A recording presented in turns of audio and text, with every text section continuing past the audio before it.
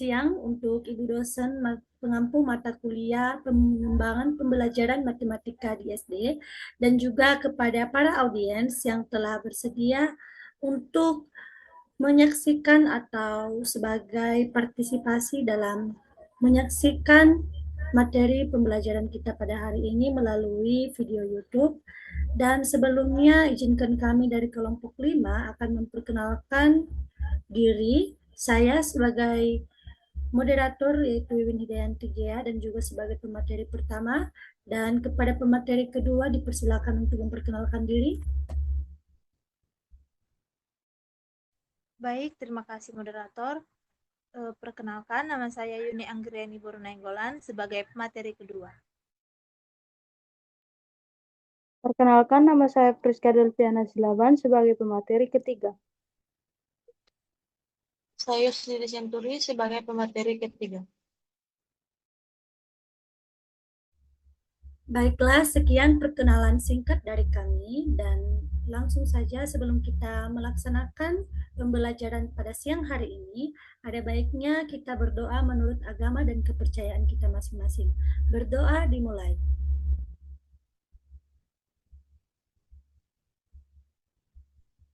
Berdoa selesai.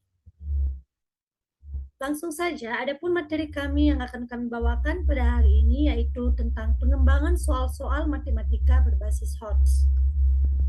Langsung saja saya akan menjelaskan materi yang pertama yaitu pengertian dari HOTS.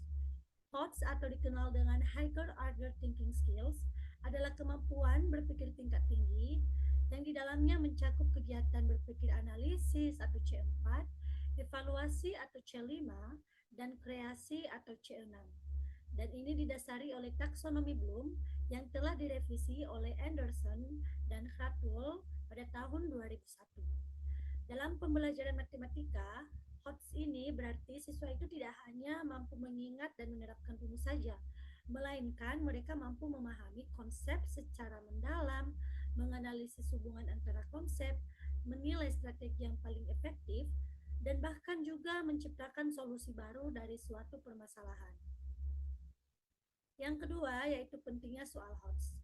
Nah, kenapa soal HOTS ini penting untuk kita pelajari? Ialah supaya kita membuat soal-soal dalam pembelajaran matematika itu tidak hanya mengkaji tentang kemampuan mereka dalam menghafal, melainkan juga untuk mengkaji dan mendalami juga materi tersebut terhadap mereka secara kontekstual dan tentunya juga relevan dalam kehidupan mereka. Bagaimana caranya kita membuat soal-soal HOTS, soal-soal itu berbasis HOTS? Yang pertama, soal-soal yang kita buat itu harus mengukur kemampuan penalaran dan pemecahan masalah siswa. Seperti yang saya sampaikan tadi di awal, bahwa soal HOTS itu yaitu salah satunya itu C4 yaitu analisis. Nah, di dalam analisis itu disitulah kita bisa memasukkan soal-soal yang dapat sebagai problem basic learningnya atau di dalamnya ada pemecahan masalahnya dan solusinya. Yang kedua ialah melatih siswa untuk memahami konsep secara mendalam, bukan hanya hafalan. Yang ketiga menumbuhkan rasa ingin tahu, kreativitas, dan kemampuan reflektif. Setelah kita meminta mereka untuk masuk pada materi dan juga soal-soal yaitu yang seperti yang saya sampaikan seperti C4 yaitu analisis, maka tentu tumbuhlah di dalam hati mereka yaitu untuk mengetahui dan semakin mendalami pemahaman mereka, kreativitas mereka dalam mencari tahu solusi dalam memecahkan masalah tersebut. Dan yang terakhir ialah menyesuaikan pembelajaran dengan tuntutan kurikulum merdeka yang menekankan pemikiran kritis dan kontekstual. Dalam arti, soal HOTS yang kita buat tersebut harus sesuai dengan tuntutan kurikulum merdeka. Meskipun kita sudah dibebaskan untuk membuat materi atau lebih fleksibel dan menyesuaikan dengan kebutuhan siswa, namun kita tetap harus menyesuaikan dengan konsep dan sistematika dalam kurikulum merdeka, sehingga muncullah dan timbullah juga pemikiran yang lebih kritis dan juga kontekstual. Baiklah, demikian yang bisa saya jelaskan terkait materi kami yang pertama dan yang kedua, dan untuk materi yang selanjutnya akan dijelaskan oleh materi kedua. Kepada pemateri kedua dipersilakan. Baik, terima kasih. Di sini saya akan menjelaskan materi yang selanjutnya. Yang pertama saya jelaskan itu manfaat dari jadi teman-teman, kami mendapatkan 4 manfaat dari soal HOT. Yang pertama itu meningkatkan kemampuan berpikir tingkat tinggi siswa. Jadi soal HOT ini menuntut analisis, evaluasi, dan kreasi yang mendorong siswa untuk keluar dari zona menghafal dan mengaplikasikan konsep secara mekanis menuju ke pemahaman yang lebih mendalam. Penelitian menunjukkan bahwa pembelajaran dan asesmen berbasis HOT berkontribusi positif terhadap keterampilan abad ke-21 siswa seperti berpikir kritis, analitis, dan kreatif. Itu yang disebutkan oleh Cahaya Ilmu Bangsa Institute. Lalu manfaat yang kedua, membiasakan siswa berpikir kritis dan kreatif. Jadi dengan seringnya siswa menghadapi soal HOT yang menantang dan menuntut pemikiran reflektif, siswa menjadi terbiasa memecahkan masalah dari berbagai strategi, berargumen, dan mencari cara baru. Ini dapat membentuk mindset mereka sehingga mereka kayak saya bisa menganalisis dan mencipta gitu, bukan saya hanya bisa menghafal saja gitu. Lalu manfaat yang ketiga, meningkatkan kualitas pembelajaran matematika. Jadi ketika guru merancang soal yang baik, stimuli yang konstektual, dan rubrik yang menuntut berpikir tingkat tinggi, maka proses pembelajaran menjadi lebih bermakna dan relevan. Hal ini dapat membantu siswa melihat hubungan antara matematika dan real life-nya. Lalu manfaat yang keempat itu, siap menghadapi tantangan abad ke-21. Jadi dunia kerja dan kehidupan masa depan akan menuntut kemampuan berpikir yang kritis, kreatif, dan adaptif, dan kolaboratif. Jadi soal HOT ini dapat membantu untuk mempersiapkan siswa menghadapi tantangan abad ke-21. Baik, materi yang selanjutnya mengenai karakteristik dan atau ciri-cirinya. Jadi teman-teman, karakteristik soal HOT matematika yang berbasis jadi karakteristik soal matematika yang berbasis HOT itu seperti yang saya bilang tadi, soal biasa hanya menuntut siswa mengingat rumus dan menerapkan secara langsung. Sedangkan soal HOT ini menuntut kemampuan berpikir yang lebih mendalam, logis, dan kreatif. Jadi soal jenis ini tidak hanya menguji hasil akhirnya saja, tetapi melihat bagaimana proses berpikir siswa dan menemukan solusinya. Jadi di sini kami menemukan 5 karakteristik atau ciri dari soal HOT. Yang pertama, mengandung konteks kehidupan nyata atau real life context. Jadi soal HOT itu selalu dikaitkan dengan situasi yang nyata dan relevan dengan kehidupan siswa. Tujuannya itu agar siswa mampu melihat bahwa matematika bukan hanya sekedar angka saja, melainkan bagian dari kehidupan sehari-harinya. Misalnya, soal tentang menghitung luas taman, menentukan banyak bahan bangunan, atau memperkirakan biaya perjalanan. Jadi dengan konteks seperti itu, siswa tidak hanya belajar menghitung, tapi juga belajar menggunakan konsep matematika untuk menyelesaikan masalah yang nyata. Kemudian karakteristik yang kedua itu menuntut penalaran tingkat tinggi.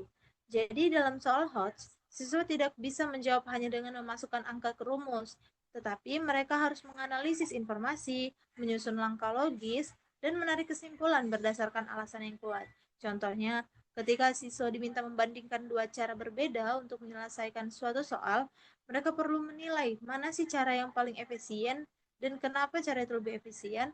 Jadi artinya soal HOT ini melatih siswa untuk berpikir kritis dan argumentatif, bukan hanya sekedar menghafal prosedurnya saja. Lalu karakteristik yang ketiga itu bersifat non-rutin. Jadi soal HOT bukanlah tipe soal yang jawabannya sudah sering ditemui dalam buku teks atau latihan biasa, melainkan soal ini menantang siswa untuk berpikir di luar kebiasaannya. Misalnya, siswa tidak hanya disuruh mencari keliling persegi panjang, tetapi juga merancang bentuk taman yang memiliki keliling tertentu dengan luas maksimum. Jadi soal seperti ini membuat siswa belajar bagaimana menciptakan strategi baru, sehingga kemampuan berpikir tingkat tinggi mereka itu berkembang. Kemudian karakteristik yang ketiga itu mendorong berbagai strategi penyelesaian. Nah, karakteristik dalam yang keempat ini tuh soal HOT memungkinkan siswa menemukan lebih dari satu cara yang benar untuk mendapatkan jawaban. Guru tidak hanya menilai hasil akhirnya, tetapi juga bagaimana cara berpikirnya dan alasan yang digunakan siswa. Contoh dari karakteristik yang keempat ini tuh seperti dalam soal pecahan, ada siswa yang mungkin menggambar model, sementara yang lain membuat perbandingan numerik atau keduanya bisa diterima secara logis. Nah, hal ini menumbuhkan kemandirian berpikir dan kreativitas dalam menyelesaikan persoalan matematika. Dan selanjutnya, karakteristik yang terakhir itu menuntut argumentasi atau penjelasan logis atas jawaban yang diberikan. Jadi ciri utama soal HOTS itu adalah adanya permintaan agar siswa menjelaskan mengapa atau bagaimana, sehingga mereka sampai pada suatu jawaban itu. Jadi, siswa tidak hanya menulis angka akhir, tetapi juga menjelaskan langkah-langkahnya dengan alasan yang rasional. Misalnya, setelah menyelesaikan soal tentang peluang, siswa diminta menjelaskan mengapa hasilnya masuk akal atau apa yang terjadi jika kondisi soalnya diubah. Jadi dengan demikian, soal HOTS menumbuhkan kemampuan berpikir yang reflektif dan komunikatif, di mana siswa harus bisa menjelaskan cara berpikirnya secara runtut. Jadi, secara keseluruhan, soal matematika berbasis HOTS itu mengubah cara pandang siswa terhadap matematika. Matematika tidak lagi dipandang sebagai kumpulan rumus dan perhitungan, tetapi sebagai alat berpikir untuk memahami, menilai, dan memecahkan masalah dalam kehidupan nyata. Baik, itu saja materi yang dapat saya jelaskan. Selanjutnya saya kembalikan kepada moderator. Terima kasih. Baiklah, terima kasih Saudari Yuni yang telah menjelaskan materi kami tentang karakteristik dan juga manfaatnya. Nah, langsung saja untuk materi selanjutnya yaitu level cognitive HOTS dalam taksonomi Bloom yang telah direvisi akan dijelaskan oleh Saudari Friska sebagai pemateri ketiga. Kepada pemateri ketiga, waktu dan layar dipersilakan. Baik, terima kasih kepada moderator. Di sini saya akan menjelaskan tiga level cognitive HOTS yang telah direvisi dari taksonomi Bloom. Dalam taksonomi Bloom yang telah direvisi oleh Anderson, ada tiga level yang akan saya jelaskan, yaitu C4 analisis, C5 evaluasi, dan C6 kreasi.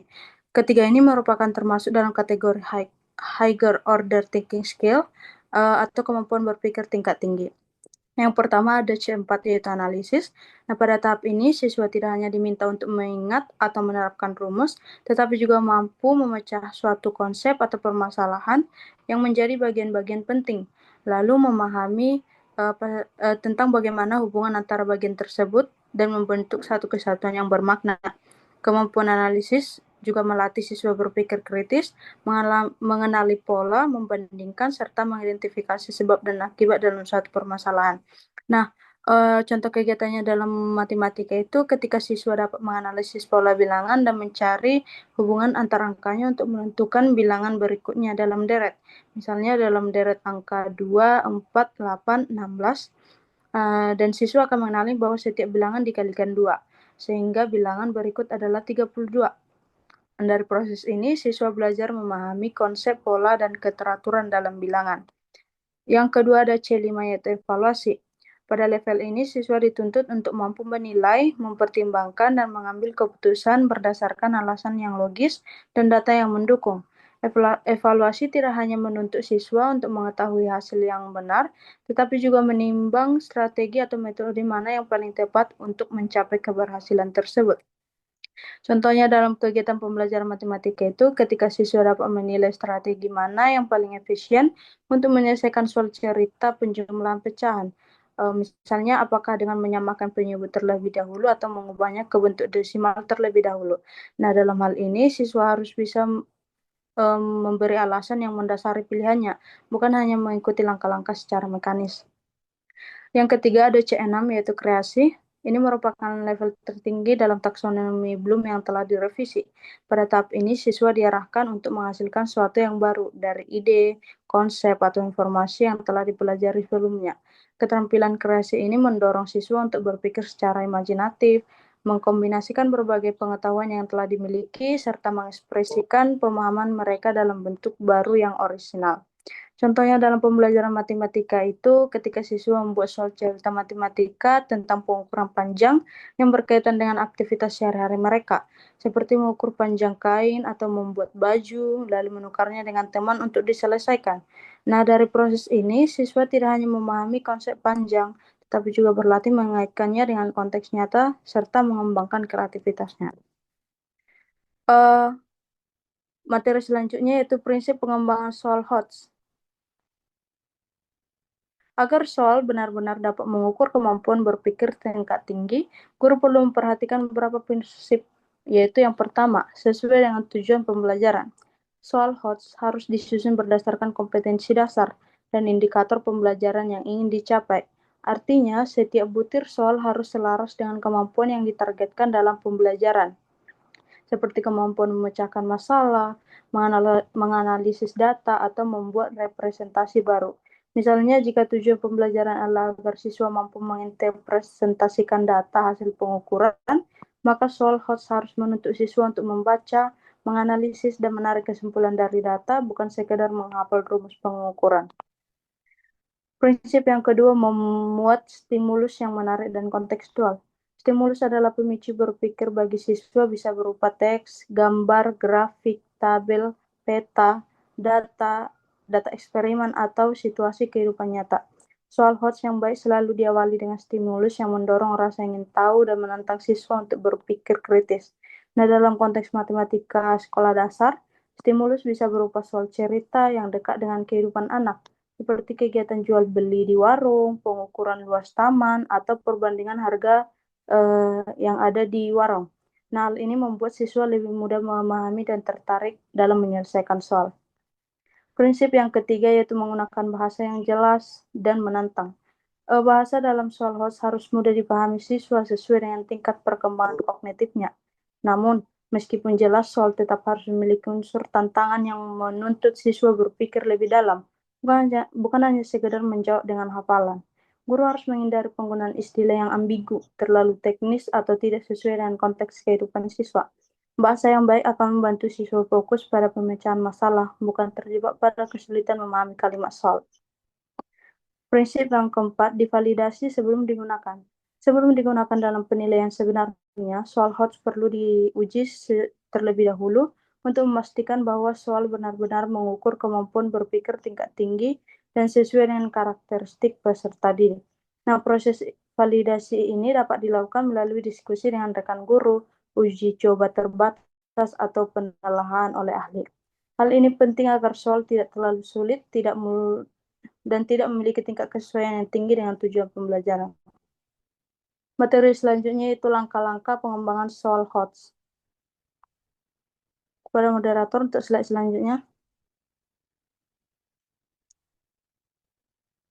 Nah, untuk menghasilkan soal HOTS yang berkualitas, guru dapat mengikuti beberapa langkah sistematis berikut. Yang pertama, analisis kompetensi dan tujuan pembelajarannya. Langkah pertama itu menganalisis kompetensi dasar dan indikator pencapaian kompetensi yang akan diukur. Guru perlu memahami keterampilan berpikir apa yang ingin dikembangkan pada siswa.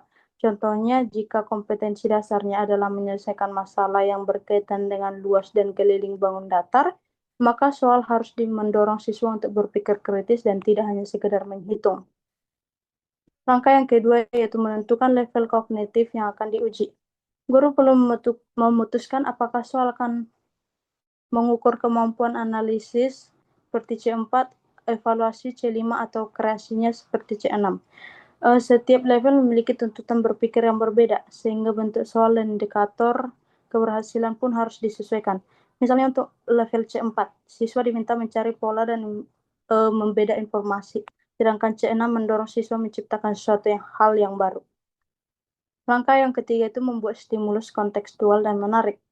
Langkah ini sangat relevan dengan kehidupan siswa. Stimulus yang baik akan mengaitkan konsep matematika dengan dunia nyata, sehingga mendorong siswa berpikir kreatif dan reflektif.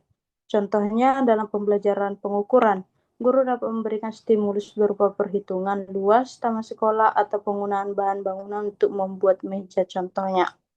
Nah, yang keempat, menyusun butir soal dan rubrik penilaian. Soal HOTS dapat berbentuk uraian terbuka, proyek, atau studi kasus. Setelah menyusun soal, guru juga perlu membuat rubrik penilaian yang jelas agar penilaian bersifat objektif dan adil. Rubrik harus menjelaskan kriteria keberhasilan seperti ketepatan konsep, cara berpikir logis, dan orisinalitas ide siswa. Langkah yang terakhir yaitu melakukan uji coba dan revisi soal. Langkah terakhir ini bisa diuji coba kepada siswa dalam skala kecil untuk mengetahui sejauh mana soal dapat dipahami dan dijawab dengan baik. Hasil uji coba digunakan untuk memperbaiki redaksi, tingkat kesulitan maupun teks stimulus agar lebih sesuai dengan karakteristik peserta didik. Cukup sekian penjelasan dari saya kembalikan kepada moderator.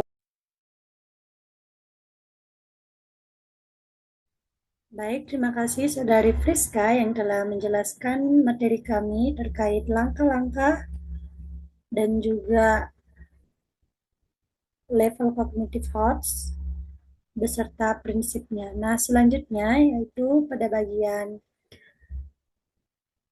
contoh soal dan pembahasannya serta tantangannya akan dijelaskan oleh Saudari Yosnida sebagai pemateri terakhir. Kepada Saudari, waktu dan layar dipersilahkan.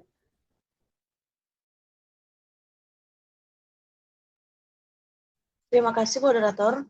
Baiklah, materi kita yang terakhir yaitu adalah kita akan membahas tentang contoh soal HOTS dan analisisnya, serta tantangan dan solusi. Baik, langsung saja. Untuk yang pertama adalah menghitung luas bangun gabungan di halaman sekolah.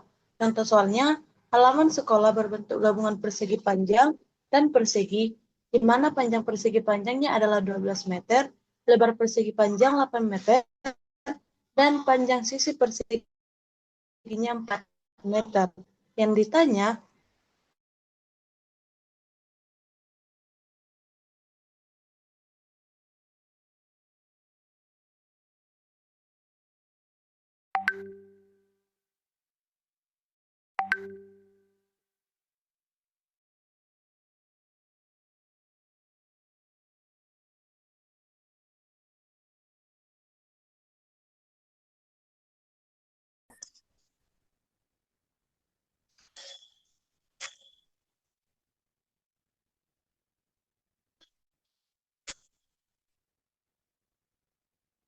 baik, materi selanjutnya kita akan membahas tentang contoh soal HOTS dan analisisnya, serta tantangan dan solusi. Untuk soal yang pertama adalah menghitung luas bangunan gabungan di halaman sekolah. Contoh soalnya, halaman sekolah berbentuk gabungan persegi panjang dan persegi, di mana panjang persegi panjangnya ada 12 meter, lebar persegi panjangnya 8 meter, panjang sisi perseginya 4 meter. Yang ditanya, jika bagian persegi akan dijadikan tabung dan sisanya untuk lapangan bermain, berapa luas lapangan bermain? Nah, di soal yang ini ada 5 aspek yang diuji. Aspek yang pertama adalah konsepnya, luas persegi panjang dan persegi, serta pengurangan luas. Aspek yang kedua yaitu level kognitifnya, yaitu C4 atau menganalisis. Aspek yang ketiga langkah penyelesaiannya, di mana luas persegi panjangnya 12 dikali 8 sama dengan 96 meter kuadrat, luas persegi 4 dikali 4 sama dengan 16 meter kuadrat, luas lapangannya 9 dikurang 6 meter sama dengan 80 meter kuadrat. Aspek yang keempat adalah alasan termasuk HOTS, karena siswa dituntut untuk menganalisis situasi dengan dua bangun berbeda dan menafsirkan hasil dalam konteks kehidupan nyata. Aspek yang terakhir adalah nilai karakter dan profil pelajar Pancasila, yaitu bernalar kritis dan memahami hubungan antar konsep. Materi selanjutnya yaitu tantangan dan solusi, di mana tantangannya yang pertama adalah guru belum terbiasa atau belum memiliki pemahaman yang cukup mengenai definisi, karakteristik, dan langkah penyusunan soal HOTS. Yang kedua, waktu terbatas dan beban kurikulum yang padat. Yang ketiga, sumber daya dan fasilitas yang kurang mendukung. Dan yang terakhir yaitu adalah siswa kurang terlatih dalam berpikir tingkat tinggi. Untuk solusinya, yang pertama, mengadakan pelatihan intensif bagi guru mengenai pengembangan soal HOTS, mulai dari analisis kompetensi, penyusunan kisi-kisi, stimulus kontekstual, hingga rubrik penskoran. Solusi yang kedua yaitu pembelajaran berbasis masalah, atau yang sering kita kenal dengan problem-based learning, pembelajaran kontekstual yang memberikan kesempatan bagi siswa untuk berpikir kritis dan kreatif. Solusi yang ketiga yaitu kolaborasi antara guru dan antar sekolah untuk berbagi bank soal HOTS. Solusi yang keempat adalah evaluasi berkala dan refleksi bersama. Dan solusi yang terakhir yaitu adalah penyediaan sumber belajar yang memadai seperti teknologi, bahan kontekstual, dan daya nyata, sehingga stimulus bisa lebih autentik dan menarik bagi siswa. Demikianlah materi dari saya kembalikan kepada moderator. Terima kasih. Baiklah, terima kasih Saudari Yusnida yang telah mempresentasikan materi kami yaitu sebagai materi terakhir. Dan cukup sekian untuk hasil diskusi kami pada hari ini dan semoga teman-teman dapat mengertinya. Dan juga bagi teman-teman yang ingin bertanya, tidak tertutup kemungkinan juga untuk bertanya di kolom chat atau di kolom komentar dalam video ini.